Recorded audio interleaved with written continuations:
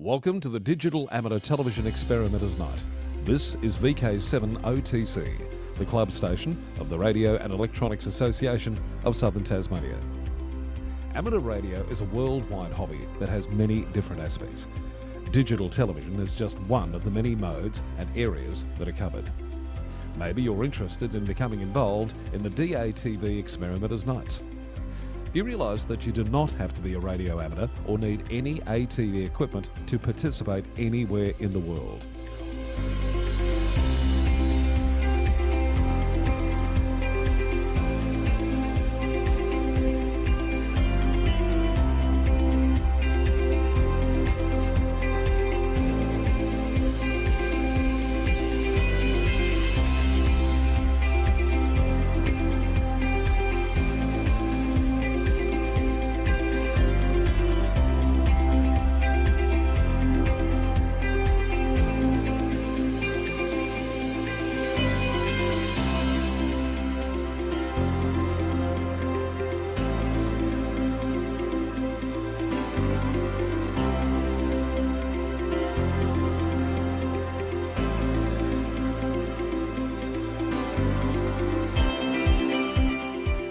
Also participate in the night by coming up to the Queen's Domain club rooms. Yes, right on top of the Queen's Domain in the heritage-listed Coast Wireless Station.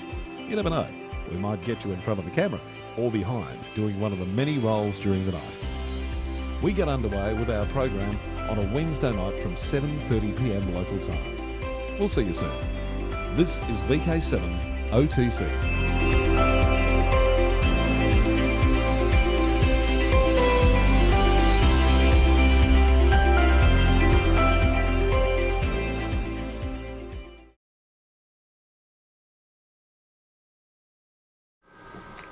Okay, this is VK7OTC, the club station of the Radio and Electronics Association of Southern Tasmania with our DATV Experimenters Night, and I've got Hayden, VK7HH, in the studio. Hello. Hello. How you going? Good. Cold. I've got the jacket on, and you've got the... Yeah. What is it? What's so cold again? Oh, it's an aviator's cap. You can actually fold it down. And really seal up your head, but it is actually quite warm. It's rabbit or something, I think. Anyway, but yes, it's a real one, real leather, all that sort of stuff. But anyway, so I thought I'd wear it in tonight because it has been particularly cold. Very chilly. You should have. I don't know if you got it set up. You should have shown the photo from the mountain today with the ice. That was pretty. That was pretty interesting. We'll show that. Yeah. Flag ice. Yeah, flag ice. Yeah. Quite a lot of flag ice. Anyway, just before we get underway, like to acknowledge Tasmanian Aboriginal people as the traditional owners of the land upon which we present, and pay my respects to elders past, present and emerging, for they hold the memories, the knowledge, the culture and hopes of Aboriginal Tasmania.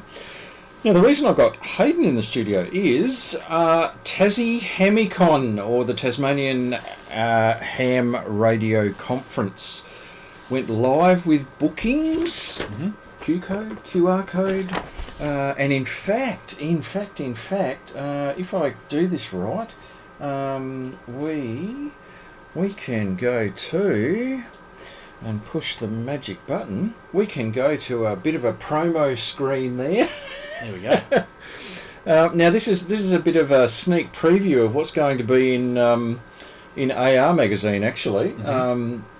So we've got a bit of a half page that we're getting together, and the key thing probably to point out there is Dr. Tamitha Scove in the middle, the space weather woman. Yes. So who's an amateur? Who's an amateur? Yep. Now, what was it? W6 SWW. WB6 SWW. I think that's WX6. No, sorry. Yes, Whiskey X-Ray 6 Sierra Whiskey. Yeah. Space Weather Woman. So Weather 6 Space Weather Woman. Yeah. I love it. Yeah, which is obviously a vanity call sign. So. But she's one of our keynote speakers. So fantastic grab there, and she's really wanting to get into it. She wants to work out what we want to present and all sorts of things. So that's really good. Yep. And we've also got grounding. Correct. With Kristen. Yeah, grounding's a myth, wasn't it? Grounding's a myth. Ground is a myth. Yes, ground is a myth. That'll be a good one. So and Kristen is the first vice president of the ARRL. Mm-hmm. So it comes well. What's the word? I've lost for words tonight. But well qualified. Yep. That's it. Yeah. The other we've got the World Radio League. So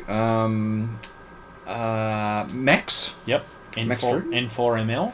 On the World Radio League, we've got cybersecurity and amateur radio is one of the other talks. Very, very timely with Marcus? with some of the issues with LOTW and stuff. So, correct. Yeah, I think Marcus is going to do VK3 TST. He's going to do a talk for us, and it's kind of going to centre around. There's a lot of old legacy amateur radio websites and programs and databases and servers and all sorts of stuff that are on the internet, and how to make sure that they're secure and up to date and correct.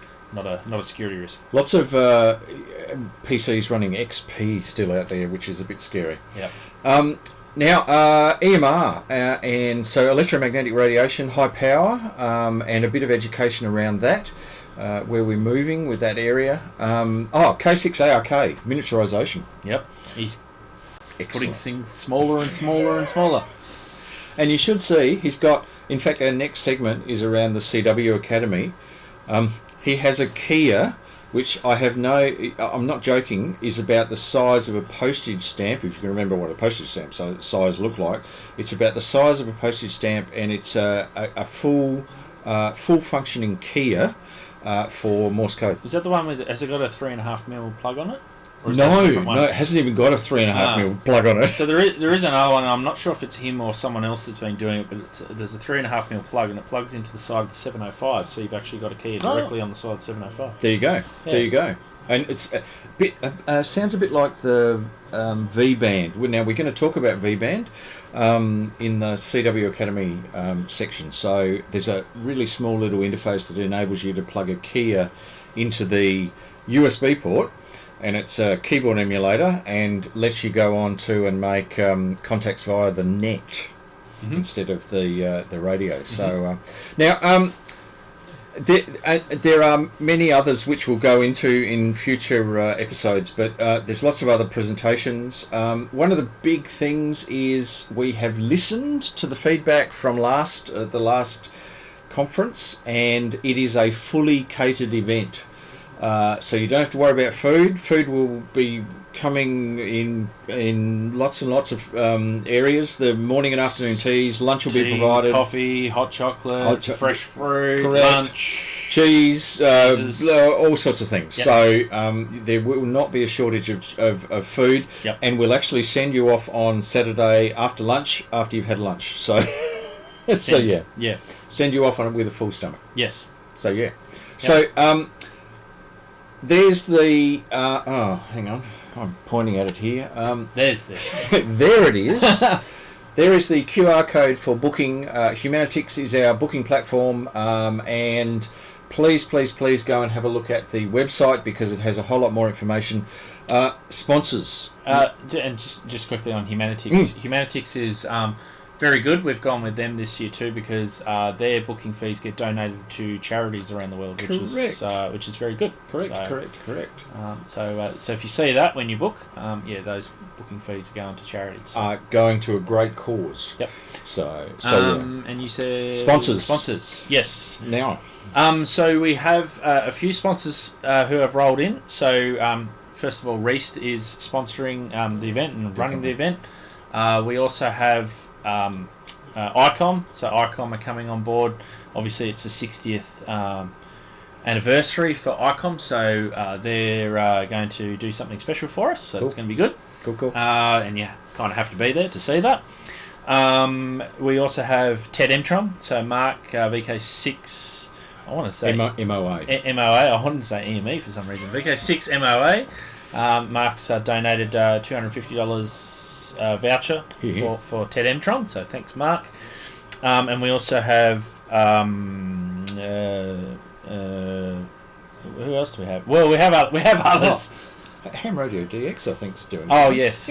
Someone's. Oh, that's right. Yes. Yeah. So somebody don't know what it's going to be. Radio But DX. yes, we will be doing something. So one of the things that we will be doing is we will be doing some quizzes and some like interactive type of things. It's not going to be just a sit down conference, just listen to talks all day sort of thing. We're going to be interactive. Get people up and around. Yep. We're going to get you your knowledge tested, and there's going to be prizes as well for winning those quizzes, and it's going to be a bit of fun as well. So, correct. So yeah, if you want to sponsor the event, or you know someone who would want to sponsor, then get in contact with us as well. We're very happy to get your info out there. Well and truly. Yeah. Well and truly. So go and have a look at the website, please. Go and have a look at the website. There's the website. And online. Address. We forgot to say about online. Oh yes, and actually that's a very good point, Hayden, because all of the presentations and activities will be streamed via Zoom. So there is a Zoom streaming ticket that you can get.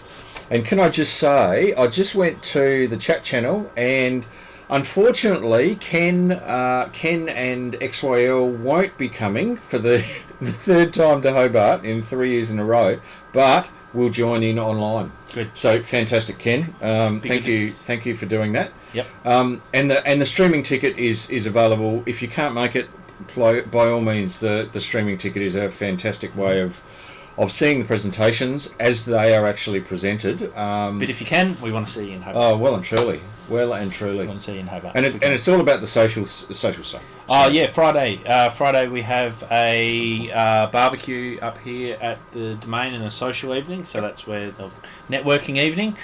So we're going to have that here like we did a couple of years ago. And that was really good. We had a good attendance to that. Saturday, there's going to be time obviously at lunch on Saturday. Saturday after the conference, we sort of last year went down to Salamanca. And toured through there. There's lots of for those who are from the mainland. There's lots of good eateries and things down in Salamanca. Yeah. And then obviously Sunday depends on how long you want to stay for, but yeah, there's Sunday as well. Correct. And if you want to stick around, you can do a tour of soda summits or parks or whatever. That's the other thing that we do have, which we didn't mention, is we do have talks on soda, Poda, parks. And a few years ago we had Paul, VK5PAS, and Maria. Yeah, they came down. And they did activations all over the state. Correct. I know that we've got, I think, potentially we have some VK3s coming over to do some microwave stuff. Looks like there will be a fair few from NERG attending VK3IK, so fantastic. Thanks, Chris. Now, Ron asks on the chat, VK7RM, any used equipment sales? No, there won't be. So we've made a decision as the organising committee that we're not actually running an expo. We had an expo on the Sunday. We're not running that this year. It is purely a presentation, fun activities conference for 1.5 days. So yeah. But we will have planned at some point to have a car boot sale up here at the club in the near future to deal with that. Yep, well and truly. So, Whiskey Distillery Tour. Well, actually, funny you say that. You just happened to say that. I have booked for Tasmanian Whiskey Week, which is in the first week in August. So, not quite November, but in the first week of August, if you happen to be in Tasmania, it is Tasmanian Whiskey Week, and there is some fantastic events happening. So, yes. And it's not too cold in November either. No. So, we had some VK4s come down last time, and they were rugged up like we were tonight. Puffer jackets. And freezing cold. It's not that bad in November. Yeah. And we had, I think Peter. We had Peter Klee as well. Now he's from Darwin, and it doesn't matter any temperatures cooler than what it should be. Than Darwin, yeah. Yeah, than Darwin. Actually, did you notice today? I didn't even realise. So I was looking at all of the temperatures across Australia today, and Perth was down to like 6 degrees this morning. Oh my God! Perth 6 degrees. Adelaide was about 17, I think. Even Brisbane got below 10 at one point. But yeah, very cold across the board. But I couldn't believe Perth, like. Yeah, that's it. That is a bit cold. Yeah. And then probably next week it'll be 40 degrees. But Probably, anyway. Yeah. Lark. Yeah. Don't even mention Canberra. Yeah. Don't even mention Canberra. Well, hey, if Perth's Canberra was minus. degrees, Canberra was minus. minus something. Yeah. We were quite balmy compared to them. So Oh, truly. we're actually pretty. It's not that bad down here at the moment. Canberra, if you have a look at, there's a little place on the Central Highlands called Liaweenie, Oh yeah. which is the coldest place in Tasmania. If you have a look at their temperature, it's about Canberra's temperature. Yeah. Yeah. So, yeah, very white and crunchy in Canberra. So, Yeah. yeah. Anyway, enough of that. November, it'll be perfect. It'll be blue sky days. You'll be in shorts Well, when we had and it a couple t-shirts of years and ago, thigh. it was beautiful weather when we had that. It was fantastic. pretty warm. Yeah. It was fantastic. And, actually, the thing we didn't mention is it's being held in exactly the same place. Mm-hmm. Plenty of parking. Yep, definitely. Sir Stanley Burberry Theatre, which is in the University Centre. It is a fantastic facility. So we've got that facility again. Thank you, Hayden. So same place, lots of parking, lots of Food. lots of food, Lots of food. lots of food. So you don't have to worry about food. You just have to. The only food you have to worry about is Saturday night. Is organising your mates to all go down to Salamanca Yeah. and have food. So Yep. So yeah. Audio's peaking a bit too hot. Okay, thank you for that, Nooms. Good. So that's our wrap up. I'll just finish off with those website addresses again. And of course, if there's any queries, please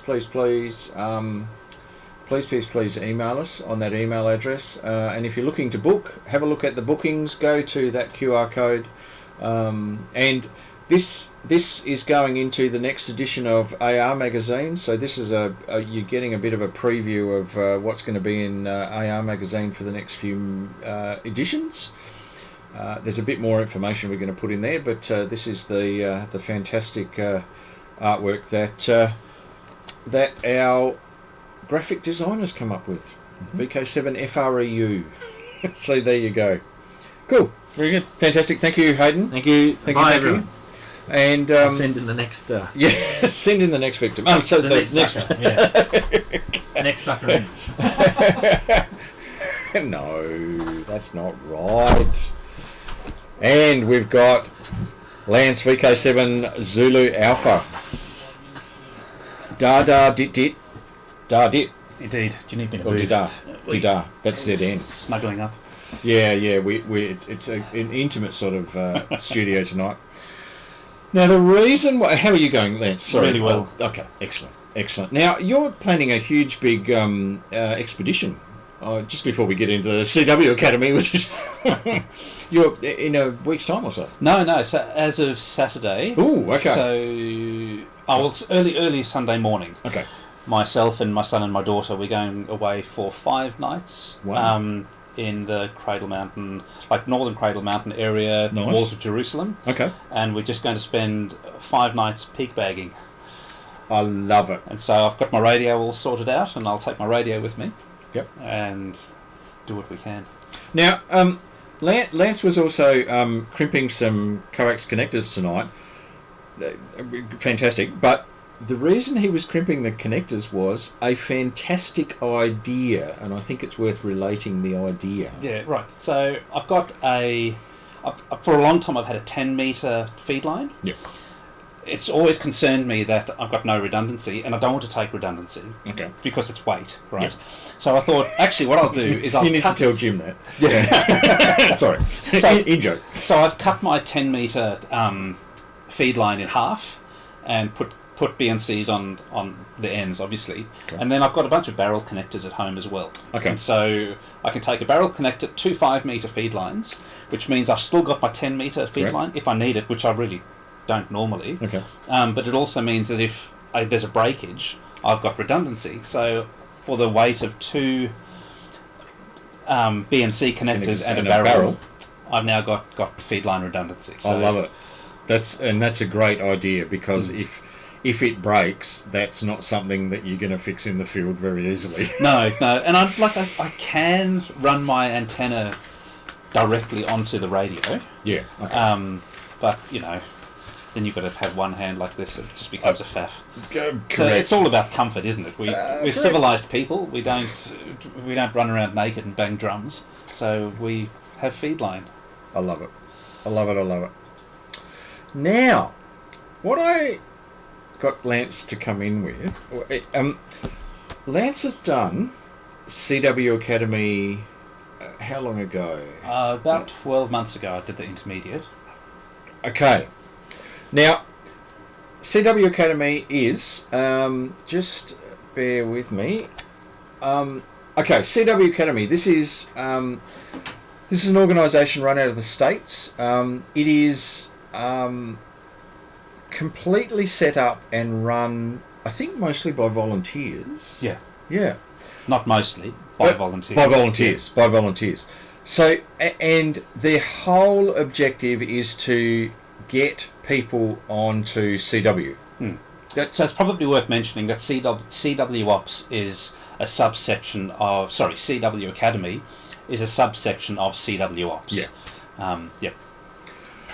Now, they run... There's 4 different levels. So you just said you did the intermediate. Yep. So there is a beginner. And in fact, hang on, let me get... I should have had this set up before. Options? I think it's options. I want this page. CWS. Here we go. Yeah. So there's... Students are grouped into 4 levels. There's a beginner. So absolute beginner gets you to 6 words a minute plus. So that's... And these are... Each of these courses are 2 months. So they're 2 months long. 8 weeks. 8 weeks, yep. And they... and we'll go through a few of the activities that they take you through. There is then the next level, which is the fundamental level. Now, the fundamental level is the level I'm doing. So I did CW as part of my licence. And then totally forgot about it. So I basically did it to get my advanced, which got me to 10 words a minute. And I thought, when I looked at this, I went, I'm not quite sure. I probably should really actually be doing the beginner. But I reckon I can fumble through on the fundamental. So, okay, I did that. Lance did, so that gets you to 10 words a minute and head copy, and I'll go into what that means in a minute. Then there is intermediate, which is what Lance did. So this gets you to, this is that sort of experience level, which it gets you to the 20 words a minute plus. So that's pretty impressive sort of speeds. And then there is the advanced level, which is operating 20 words a minute plus, increasing your speed, lots of higher speed QSOs, etc., etc. Now you're doing that now. Yeah. So I'm doing the advanced at the moment. So, tell me about your experience. Like, how did you find the intermediate? Then how did you find the advanced? It's probably worth going all the way back to when I wanted to start learning CW. Right. Okay. Two years ago, and I muddled along and looking at a bunch of resources. My problem was, and I think the overarching issue, there's no lack of resources to learn CW. No. Right, in fact, that's the problem. But there's so many different opinions of this is what you should do and that's what you should do, whatever. And there's 2 main groups that are doing like proven CW training that you will get there, and that's CW Academy and Long Island CW Club, right? Yep. This one's free. And they're very closely associated. That's right. And basically, you can pick either of those, and it's like karaoke. You just follow the bouncing ball, and if you do the exercises, you will come out at the other end pretty much where they say you will, right? Truly. And it takes away all of that. Am I doing the right thing? Should I be practicing this? What word speed per minute should I be doing? What Farnsworth? Like all of these questions. Like you don't have to worry about it. Just follow the bouncing ball. Correct. They give you I don't know if you've done it. Like I always print out the curriculum. Oh, correct. And so you've got every day, or 6 days a week. This is what you need to do today. And so you don't have to think. You just do it. Yep. And it's just been fantastic. And it's both sending. So there is sending practice and there is also receiving practice. And they've got, as part of the CW Academy, you get access to all of these sound files. So from the listening point of view, and that they can be QSOs, they can be all sorts of resources that are certainly available. There's no shortage of resources. No. The curriculum, what they do, and I'm talking about the fundamentals here.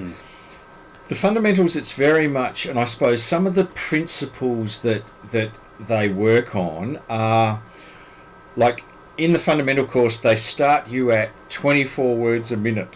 So the character speed is 24 words a minute.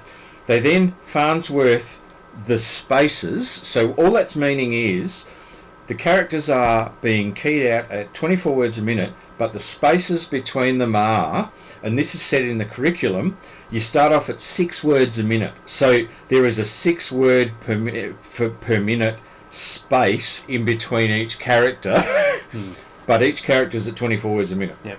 So you're hearing it at that sort of faster speed, and you're doing that recognition at that faster speed. And as you go through the curriculum, you take note that it's still 24 words a minute, but the Farnsworth is going up. So you get to 8, you get to 9, you get to 10 words a minute, and eventually you end up getting to, and I think they stop at about 12 words a minute, but you're still hearing the character speed at 24 words a minute. Yeah. And I have to say, when you go back to a slower character speed, it seems so slow. and it's really hard, I found, right? Because the whole point of the Farnsworth stuff of going the fast character speed is you're not counting the dits and the dars. You're just hearing the sound of the letter. So when it goes really, like when you try and work someone at 6 words a minute or something like that, that's really slow. Like there is no music at all, or there is no there's no rhythm. Sound. There's no rhythm, and so you have to count dits and dars. And I remember when I was still first working, and I'd try and work people, and like proficient people would come, and they'd be all over the show and struggle copying me, and they'd say, "Look, I'm really sorry, it's hard when it's so slow," as opposed to being very slow but still sending a quick character speed. Correct. Will mean that people can copy what you're sending. Yeah, but yes, it takes a while. Yeah, well and truly. So, and I suppose the other principle that they emphasise is it's head copy. So it is that instant recognition of hearing that rhythm, if you like, of that character and going, that's an A, or that's a Z, and being able to do that in your head rather than write it down. And I have to say, this is one of the hardest things and I'm still getting there, because when I learnt to do my assessment, I wrote everything down.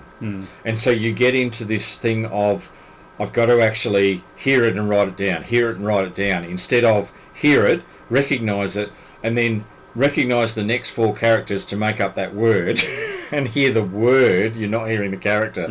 And I walk to and from work, and I've got a little thing on my iPhone, little app on my iPhone. This is where you talk about this absolute plethora of apps.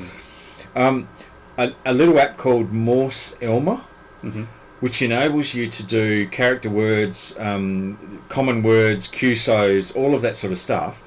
And the reason all I'm doing is listening to that and trying to head copy, so that I force myself into, I'm not writing it down, I'm got my hands in my pockets, I'm just head copying. Yep. And so I'm getting there. I am. It's a whole lot better than what it was, before. And each day you copy more and more and more, and it's all about. There's a wonderful article that they supply as part of the reference material by a lady called I think it's Lydia Knott. It's an article that I think appeared in like QST or something like that. But it's about learning Morse code. And she makes this wonderful statement of, if you're not instantaneously recognising what you're hearing, you need to keep learning. That's the bottom line of what she's trying to say. And so you go through this program of, if you're having trouble copying particular characters, focus on those characters and do it in really short little bursts and regular bursts. And get it to the point where you're instantaneously recognising those characters. You don't even need to think about it. you're hearing the character. And I just went, she's spot on. That's exactly what you've got to get to. Yeah. That's exactly what you've got to get to. So yeah. Yeah, so it's funny because at the moment, like in the advanced course, we're having to copy short stories at 30 words a minute, and we were meant to start at 20. The idea is you finish at 25, and beyond, right? Yeah. But we started, everything was at 25, and it was like drinking from a fire hose, right? And now, we've got 2 weeks to go in the and we're just on copying everything at 30 words a minute, or copying these short stories and stuff at 30 words a minute. And it's funny because you were talking about this instant character recognition, right? And there's just this flood of sound coming in, and there's some. It's weird because there's some things that are just as clear as day, like a sentence. Yeah. There's no doubt what I've just copied. Yep. But then something will trip me up. And then there is just these things, and it's just like letters throwing into my brain. And all these letters that I seem to be recognising, but I just can't then go to the next step of putting them together into a word. But it's look, I find it incredibly fun, and this whole process. So for those who don't know, when you're doing the course, you have 2 Zoom hookups a week. Yep. And it is both times the facilitators I've had have been just fantastic, just absolutely brilliant. I'm getting up. And you end up with a really fun collegial environment and atmosphere. Correct. And I've got, as is probably for you as well with the timings, like an American facilitator, and then 2 American classmates, a Brazilian and myself. Oh, okay, okay. Because we lost people along the way, which always happens. Yeah. Okay. But there's just it's so fun. And I remember with my intermediate, it was quite sad when it got to the end, and suddenly these people I've spent 8 weeks of twice a week we catch up, and we're all on this journey together. Yep. Sort of ends, and you go, oh, that's a bit sad. Yeah. But no, it's so much fun. Well, we have all American, apart from myself. So it's, and we've got that time difference. So they're all mid US or East Coast US. So it's their Monday night and Thursday night, and my Tuesday morning and Friday morning. Yeah. And the tutor who runs it is a lovely lady called Jenna, in for EFH, I think. EFH. I might have that. Oh, I know. Hang on. It's N4JEH. Sorry, JEH. No, I'll show this in a minute. This is one of those fun things we do. Jenna's blind. Yeah, okay. She's actually blind. But you would never know it. Obviously uses screen readers and all sorts of other devices and bits and pieces. And she runs it. She has fantastic copy. It's her and another a guy that she's training up called Gunnar. He's great. Quite a few of the guys in the course are ex-Defence Force. Yep. Okay. So they're proficient at receiving random characters of Morse code and all of this, but they're wanting to learn, how do I do a QSO? How do I all of this sort of stuff? So they're fascinating, and a couple of them have spent time in Australia. Yep. So they know Australia and really, really like Australia. So that's really, really good. One of the things that we do is a thing called CW Bingo. Okay. No, I've never done it. Well, there's a wonderful website called Bingo Baker, and the CW Academy obviously use this quite often. This is you're getting a bit of a preview of. This is the bingo card, and I'm in here as the person who is sending. So each person, we go around the class, and each person gets a go at sending. And if you actually get a bingo, so you get five, you actually receive 5 of these and mark them off. Yep. Then you end up being the sender. Okay. So this is the little box down here. The call list is the thing that you send. Yep. And then you send it twice, and then you move on, and you send it. The next thing, if I click on here, the next thing is NE5A, GUD, FB, etc., and you go through until somebody goes bingo, and then they then go into here, and they're the administrator, and you get a so share this URL with the players. If I do a copy here, you get the players version of the card. So generate the card. So we generate the card, and it comes up and gives you a unique card. So as you receive them, you go, oh, I've heard that one, I've heard that one, I've heard that one, I've heard that one, that one, and bingo. And it's really good. I quite enjoy that. And I've ended up being bingo a few times, so I've ended up having to send, which is fantastic. The other thing with CW Academy is, I thought I'd mention, is they prefer a keyer. I'm still using a straight key. Yeah, I was going to ask you how that's going. No. But I am practicing quite often with a keyer. So I'm still getting used to it. At 24 words a minute, if I back it off to like 18, probably 17 or 18, I'm not bad. But 24, I just haven't got that control yet. Okay. I just haven't got that control. Now, the other thing I just wanted to point out was there is a thing called VBand, which we've used a couple of times in the class. VBand is run by Ham Radio Solutions. It enables you to, if I go into the practice channel here, now you can do this on. I wanted to point out was there is a thing called VBand, which we've used a couple. You heard me in the background there. That's the streaming channel, so just ignore that. But you can use the keyboard to send, and you can use it as a keyer on I think it's the Alt and the Control key if you really want to. Or you can actually, there's a little USB interface, which is a keyboard emulator effectively, that you can plug a keyer into or a straight key into, and actually key. It decodes on here on the practice channel. Or if you go to another channel, you can go to, like here's somebody else in here, and you can go to that channel, and you can start sending, and they're hearing you. Yeah, okay. So you can actually have a QSO. You can actually have a QSO on here, and there's each of these 1, 2, 3, 4 actually decode what you're sending. So it's good practice to make sure you're sending with the right spacing and all of that sort of stuff. And then channel 5 and 6 is the decode is disabled. So you're just doing a QSO as if like you're doing it on air.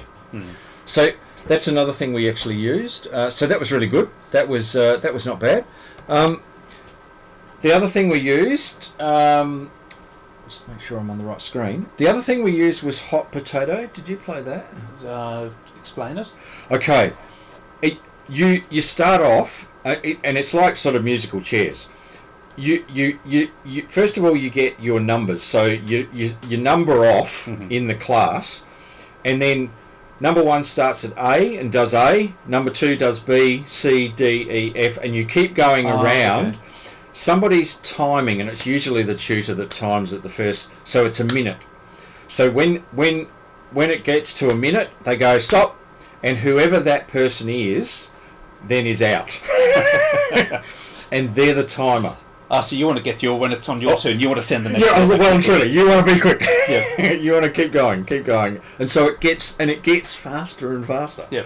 And so it's a bit like musical chairs. So that's usually a bit of fun, and it just gets you into that. Oh, you just can't think about it. You just got to send. Yeah. Don't think about it. Just send. So that's one of the other things we play, and it's just one of the things we did in this course, which was so much fun, was pick the song, and so you had to send some song lyrics, but it couldn't include the song title, right? So you got to send the song lyrics, and then other people have to copy the song lyrics or enough of the lyrics to then try and figure out what song it is. Yeah. And that was lots of fun because you're not always getting every word. Yep. So then you're trying to piece together what you've got, and if no one sort of gets the song, then people will throw out what words they got, and then together you'll sort of come up with what the song is as a group. Yes. I love it. Right. I love it. Oh no, and that's good. And that's that collegial stuff you talk about. and you get to learn about other people, and you have a bit of banter and all of that sort of stuff, that's really, really good. Yeah. So I'm not envying the end of June, which is when I finish up with the group. But anyway, that's so yeah. So have you enjoyed the process? I have. Yeah.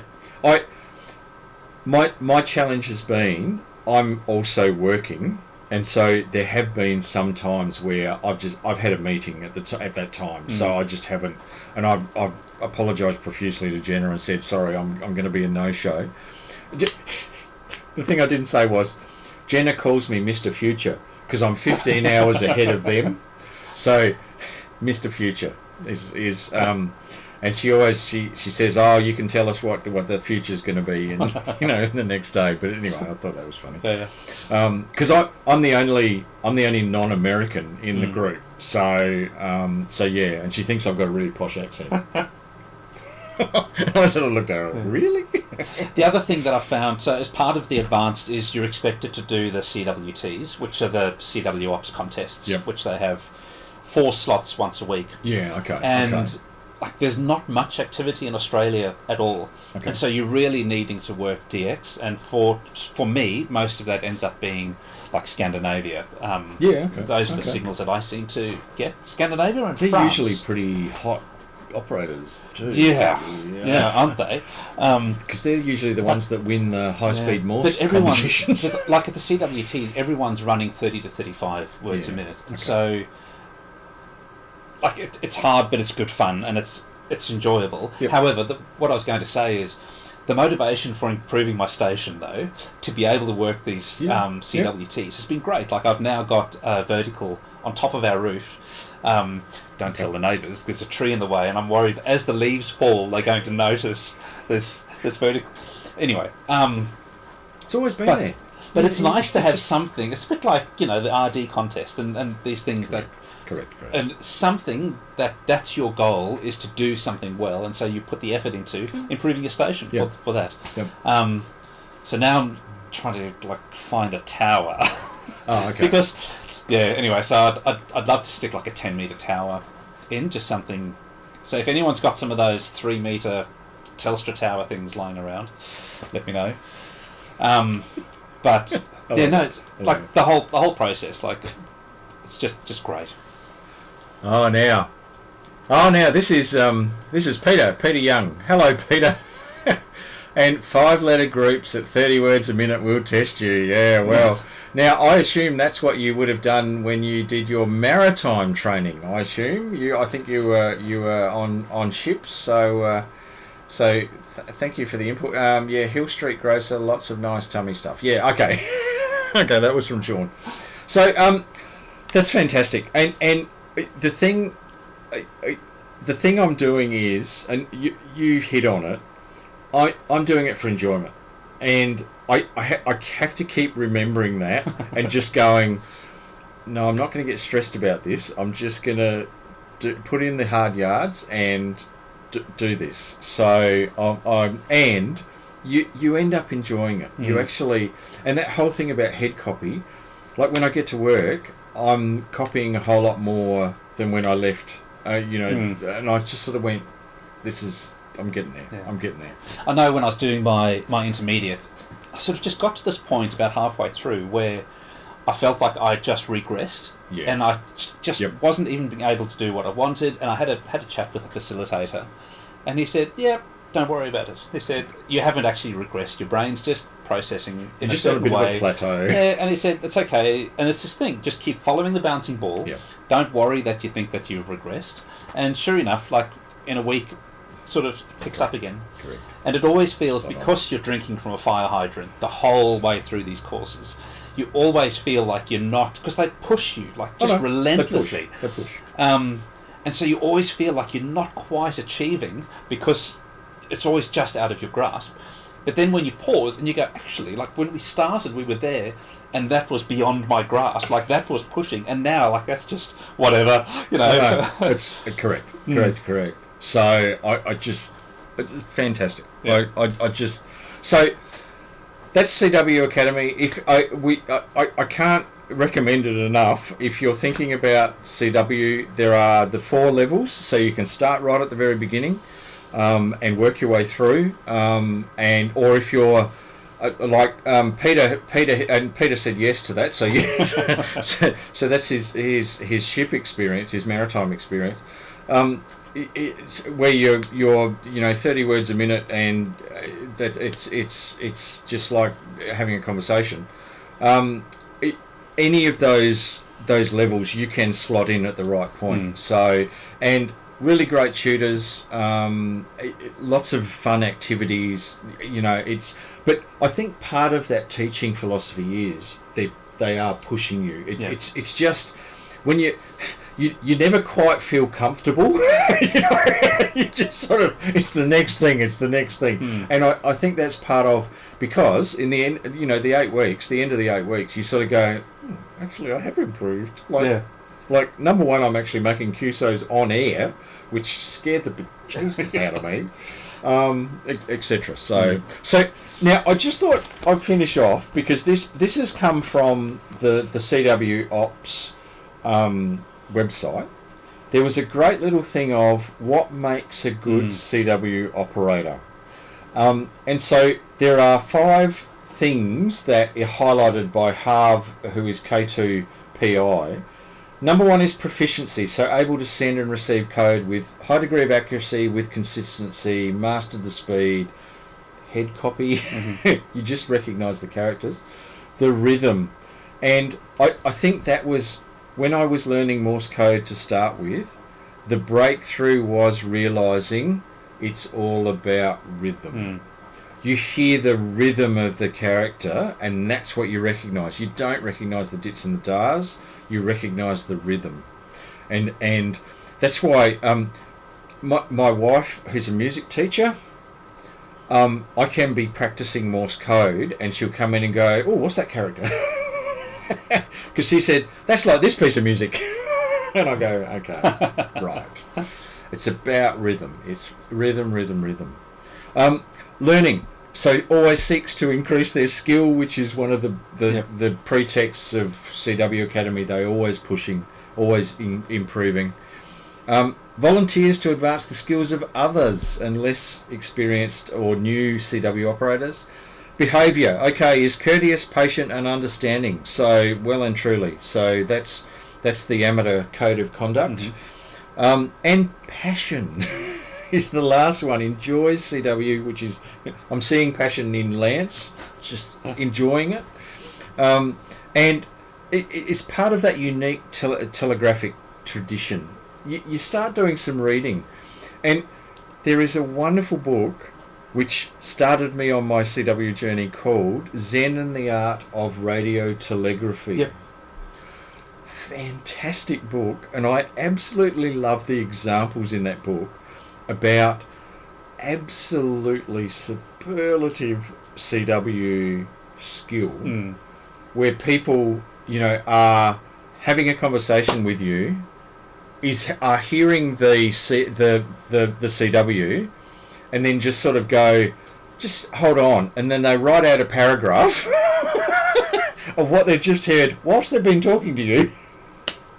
Just, oh my god.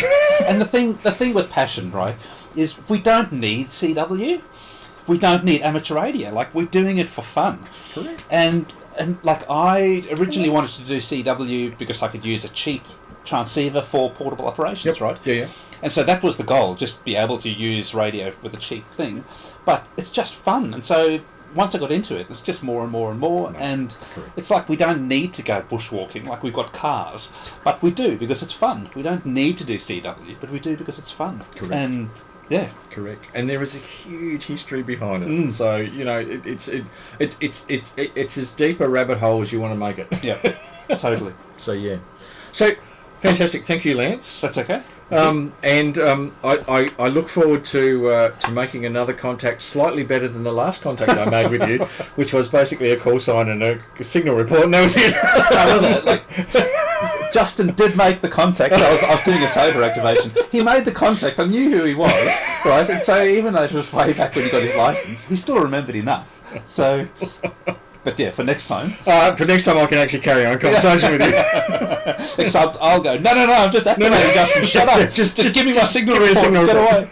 No, that's not true. I'm happy to have a conversation. I love it. Good stuff. All right, thank you, Lance.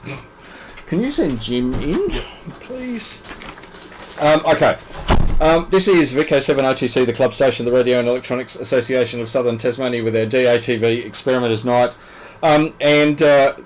That's a little bit of a taste of CW Academy. Come in, Jim. Mr. Tangle Whiskers, hello, sir. How you going? Not too bad. And I just Sean there says Enigma was always the 5-letter code groups. Yes, and it was 5 random letters, and they had to be perfectly copied by the Y stations, so that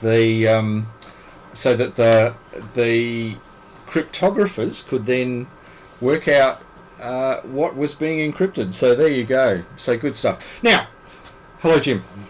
Hello, Justin. Mr. JDZ. So I've got Jim in the studio because Jim was the only, as I found out, the only Southerner who went up to the last Equine endurance event. So, Jim, tell us a bit about where this particular Equine endurance event was being held. So it was held across forestry land and a national park, which I will try and pronounce in a moment, and then you can correct me. That's right. But it was you can use the old name. It was on the eastern side of Port Sorell, which is near Devonport. Okay. And I think it's pronounced Narrowuptu National Park. Narrontapu. There we go. Yeah. National Park. It's the old Asbestos Range National Park. Now you can sort of understand why they changed their name.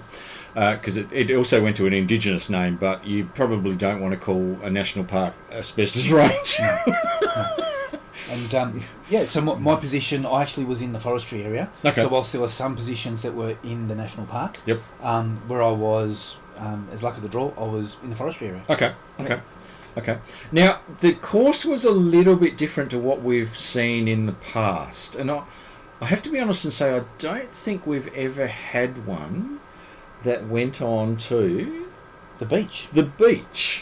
So there is beach frontage which goes on to Bass Strait. So you're looking at Bass Strait, it's Port Sorell, and there's an inlet at Port Sorell, whatever that river is, I don't know what it is, but there's an inlet, and then on the eastern side of that is where we're talking. So, yes. Yeah. So my understanding, talking with the other people who are organising, is that there is generally permission from national parks for horse riders to ride onto the beach. Okay. However, the permission doesn't usually extend to large groups. So in this particular case, they had to seek special permission. Okay. And so one of the controls around protecting the national park in this particular scenario was that there was a track that I think was a couple of hundred... I wasn't on this position, by the way. Okay. I was at a different position. But there was a track that went from essentially the gravel road / inside the national park, through the dunes out onto the beach. Okay. And this track was several hundred metres long. Okay. And one of the stipulations was that the track was to be ridden one direction only, at a time, to avoid having the horses widen the track. Much like bushwalkers not widening the track when we go bushwalking. Okay. So essentially, once there was a horse or a line of horses on the track, anyone approaching from the other direction, they got given a stop until the track was clear. Okay. Once the track was clear, then horses in the other direction. Okay. Well, hey, that's what we got to do. Apparently, it worked very, very well. Great. Okay. And riding along the beach, actually, that wouldn't be that bad. That'd be quite nice, actually. I reckon it would. Don't know whether the horses like that because they're walking on soft sand for a little bit of that. But anyway, I assume they went down to the hard sand. Don't know. I was actually in the bush amongst the trees. No. Okay. So how many people, for the radio perspective, were involved? I think it must, and I'm only estimating, I think it might have been potentially a dozen. Okay. Because of the long distance to travel, I actually stayed up there the night before and camped in the paddock. Okay. There were 4 radio amateurs who camped up there in preparation. Great. But there was also very big representation from NTARC. And so a lot of the members from NTARC just drove along in the morning involved because it was a single day event. Yep. Yeah. So I actually caught up with some of the NTAC members after I was relieved from my station. Okay. But there were still other members out there. Yep. I think we had a total of 6 checkpoints. Okay. So, okay. Oh, that makes sense. Yeah, so I didn't actually see everybody. Yeah. All right. Okay. And now that's on the, you turn off the Frankfurt Highway? No. Yes, off the Frankfurt Highway onto, I think it's called Baker's. I didn't bring my phone. Baker's Beach Road. Yeah. Okay. Okay. And where I was probably about halfway along Baker's Beach Road, and then turned right, and then I was off into the bush somewhere. Yeah. Okay. No, a very nice part of the world actually. It's very nice. And how many riders did you have? I think it was about 40. Ooh, okay. And what I did notice as compared to the other 2 events that I've assisted with, you don't know until you get there where you're going to be positioned, but I was with another amateur from the Launceston area, and we had checkpoint number 1. Okay. So for us, can I say, it was all over very quickly, because when the horses started coming through, they came through, and they came through fast. Yeah, okay. There was barely a moment to say hi and thank you, and off they were gone. Okay. So at that stage of the morning, the horses were still fresh. And they didn't go back through your checkpoint? No. Okay. No. Okay. Okay. So whilst I went up there prepared for a long day, I think for me it was all over in the space of just a couple of hours. Yeah. Okay. I was... luck of the draw. I was out of there before lunchtime and on Leggy's tour that afternoon. Yeah, okay. Fantastic. How'd you find that? Just a matter of interest. Being out of there by lunchtime. No legs tour. So my route up Leggy's tour was a little bit like the drunken butterfly. Oh, okay. Because that's an image we needed. I could see the top, and there was no snow to speak of, but every single rock, every single surface was icy. And so I was trying to find a path where I could jam my feet in between rocks, because I didn't want to be climbing on rocks. And it took me a while to get there. Coming down was actually much quicker than trying to navigate my path up. Okay. There you go. But still, magical day. Oh, was it blue sky day up there, or? It was. Yeah. So I had magical day in the morning playing radios, magical day in the afternoon playing radios. What else could a radio amateur ask for? Fantastic. Now, just heading back to the equine endurance event. Yes. What was there? Different length legs, like 80, 40, 20? Yes. There. Yeah, so there was the 80, 40, 20. Okay. There was no 160 event. No. And it was a little different to a couple of the other events. It was apparently much flatter terrain. Yeah. That's all flat around there. Yeah. And they didn't put you up onto the asbestos range, I assume? No. Okay. And so with that in mind, the event was run all on simplex. Yep. No repeater. Okay. Where our position was, we had no problem getting reception back to base. Okay. There was one of the further out checkpoints that was having some issues getting through to base. Okay. So in that case, we saw an old technique, which was radio relay. One position reporting to the next position, that position then calling in the report on behalf of the other position. Yeah. It worked well. Well, can I just say that's how the ARRL got its name, which is the American Radio Relay League. So there you go. The original repeating type arrangement. So there you go. Good stuff. Very good. Oh, that's good. And you enjoyed yourself? I did. It was an opportunity to meet some other amateurs. I sort of did the ignorant wander of the paddock with all the horses, saying, has anyone seen any other people with radios? And someone said, I think that caravan over there. And I knocked on a door and introduced myself. And Stefan and Andre? No, this was Stuart and Fran. Oh, okay. Yes. Yeah. Okay. And so I was welcomed and invited in and fed, and we spent a couple of hours talking about radios. There you go. So it was fabulous. I love it. And was that your highlight, or have you got other highlights that you'd like to tell us about? I can say, well, compared to the last time I did it, where I wasn't sure what I was doing, and I bought twice as many too much stuff.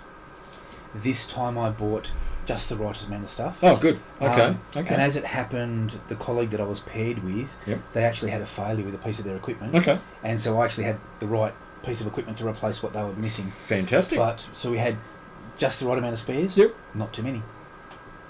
Perfect. I love it.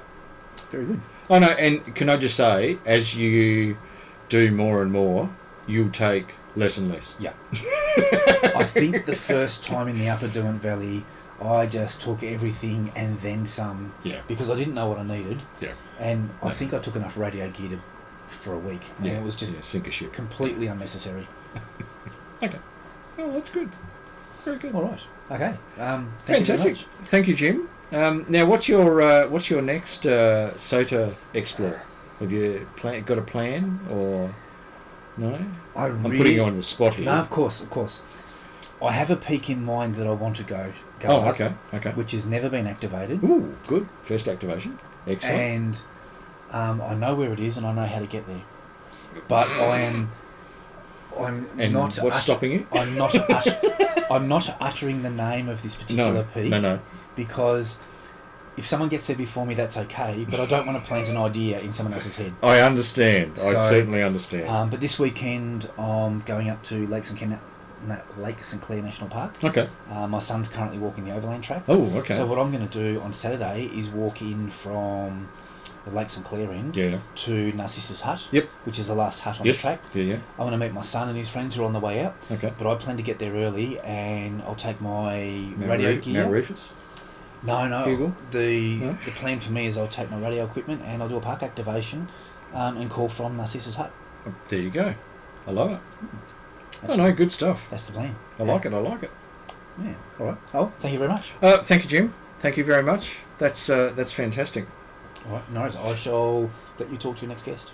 Me, myself, and I. Yeah, there's three of them. All right, nice. Well, then, at least you should get a better quality of answer. No. Thank you very much. Okay, thanks, Justin. All right. This is VK7OTC, the club station of the Radio and Electronics Association of Southern Tasmania, with our DATV experimenters night. And I realise it's 8:30. I've just got one quick thing to finish off with. For those who know me, I have now let's try this. Okay, I have a bit of an interest in radio history, and some people on the channel may recognise this book.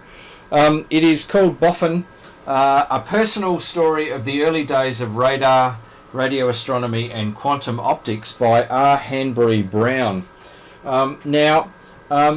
This particular book, I have.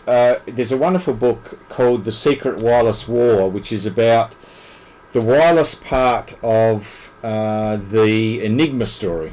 Effectively, everyone, or lots of people know about the Enigma story, but not very many people know about the wireless part of it. So how they actually intercepted those signals and then got them to the cryptographers at Bletchley Park. And there is a wonderful book called The Secret Wireless War. Now, The Secret Wireless War refers to this particular book. This is Robert Hanbury Brown was involved with the realisation of radar. That's probably a good way of putting it. And worked for the RAF and specifically worked in relation to airborne radar. And so this was actually a couple of weeks ago I was referring to Sir Mark Oliphant. Mark Oliphant spent the war years at the University of Birmingham, and he and his team worked on the cavity magnetron, and the cavity magnetron was the thing that enabled radar, high power radar at microwave frequencies. And so, and if you have a microwave oven in your kitchen, you've got a cavity magnetron. You've probably got a cavity magnetron in your kitchen, which is generating high power microwaves in round about the 23 centimetre band. But the thing I just want to read out is just a very short little quote. Now, the key person to realise radar during round about 1935 was this guy here, and this is Robert Alexander Watson Watt, or he later became Sir Robert Watson Watt in 1942. Now in 1935, so this is pre-war, there was a paper that Watson Watt wrote for the government of the day. Now the government of the day was almost on a war footing. They knew things were going on in Europe. So and at the time there was a bit of a myth, I suppose, that was going around that the Germans were developing a death ray, and this so. Of course, the government of the day said, well, if the Germans are developing a death ray, so do we, the British government. And so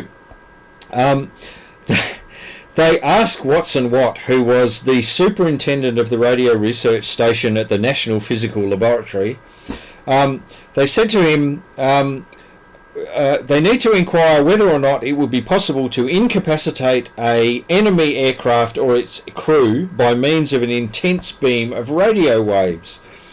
Now Watson Watt replied that to produce such a death ray was not practical, and in support of his view he quoted some calculations which must, I feel sure, have been made by the assistant Arnold Wilkins, representing a man by 75 kilograms of water with a cross-section of 1 square metre, a remarkably unromantic image. He estimated the amount of radio power which a death ray would need to raise the temperature of this man by 2 degrees Celsius in 10 metres at a distance of 600 metres was totally out of reach. It would have required thousands and thousands of kilowatts and wildly in excess of anything which could be generated at the time.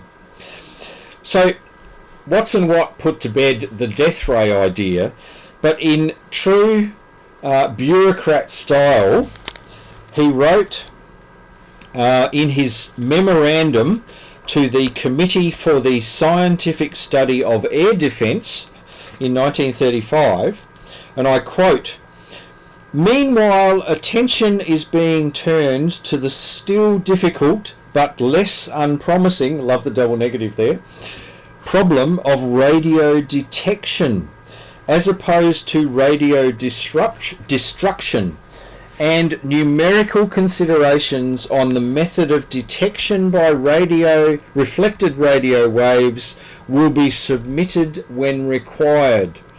Now, that is the reference to radar, and so it's reflected radio waves for radio detection. And so he later went on to write another paper, which was the detection and location of aircraft by radio methods, which was written in February 1935, so a month later. So I just wanted to read that out because that is Watson Watt. Basically, that was the start of radar as we currently know it in Britain. So I'm sure there's some other wonderful morsels in that book, but as I read through it, I'll pick them out and I'll bring them on. So okay, we'll finish up now.